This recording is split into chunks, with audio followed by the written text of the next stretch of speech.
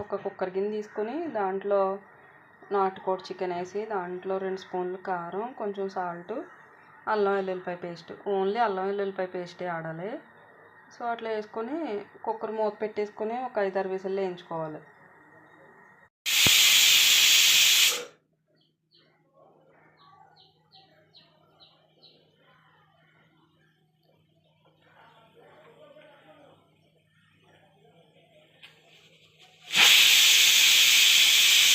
Whistles అయిపోయినాయండి.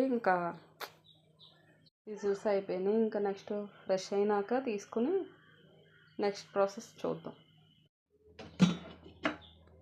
Fresh అయిపోయింది, cooker whistles కూడా అయిపోయింది. దీన్ని వేరే బౌల్లోకి ట్రాన్స్ఫర్ చేసుకోవాలన్నమాట. దీన్ని ఇట్లా ట్రాన్స్ఫర్ చేసుకోవాలి. నెక్స్ట్ ఏమో ఇట్లా వేరే గిన్నెలోకి ట్రాన్స్ఫర్ చేసుకోవాలి. సో నెక్స్ట్ ఆ కుక్కర్ గిన్నె ఉంది కదా, దాంట్లో ఆనియన్స్ వేసి ఫ్రై చేసుకుందాం. సేమ్ ఇదే కుక్కర్ గిన్నెలో నుండి కొంచెం స్టవ్ వెలిగించుకొని ఆయిల్ పోసుకొని కొంచెం హీట్ ఎక్కినాక ఆయిల్ కొంచెం హీట్ ఎక్కుతుంది కదా, సో కొంచెం గోరువెచ్చగా అయినాక ఆనియన్స్ వేసుకోవాలి.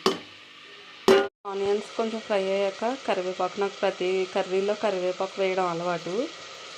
సో అట్లా వేస్తాను అన్నమాట, ప్రతి కర్రీలోనూ వేస్తాను. సాల్ట్ చూసుకోండి. మీకు ట్రిక్ ఏంటంటే ఎప్పుడైనా ఆనియన్స్ తొందరగా మగ్గాలంటే కొంచెం లైట్గా సాల్ట్ వేసుకోవాలి.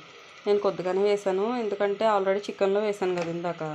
సో ఫైనల్ టచ్లో చూసుకొని అప్పుడు వేసుకుంటే బాగుంటుందని నా ఒపీనియన్. అనవసరంగా ఎక్కువైతే కర్రీ వేస్ట్ కదా. సో ఆనియన్స్ ఫ్రై అయినాయి. సో ఇందాక 2 స్పూన్స్ కారం వేసాను కదా ఇందాక చికెన్లో. సో మళ్ళీ ఇంకొక 2 స్పూన్లు కారం వేసుకుందామండి. మళ్ళీ ఒక 2 స్పూన్లు కారం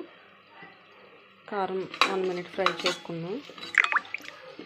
మొత్తం ఫ్రై అయినాయి.